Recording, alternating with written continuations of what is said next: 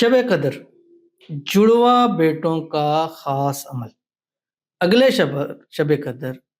محمد احمد آپ کی گود میں ہوں گے، کیونکہ سب سے پہلے آپ نے نیت کرنی ہے، اے اللہ شب قدر میں یہ عمل کر رہی ہوں، اس کی برکت سے مجھے جڑواں بیٹے عطا فرما، جن میں ایک کا نام میں محمد رکھوں گا، مرد کر رہے ہیں اور عورت کر رہی ہے، اور ایک کا نام میں نے احمد رکھنا ہے۔ اب آپ نے کرنا کیا ہے؟ اس رات آپ نے انتہائی آسان سا عمل ہے، اور اس کے بعد جو مانگ لیں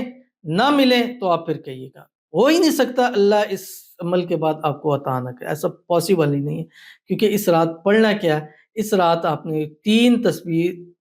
درود ابراہیمی پڑھنا ہے۔ اللہم صلی علی محمد وعلی آل محمد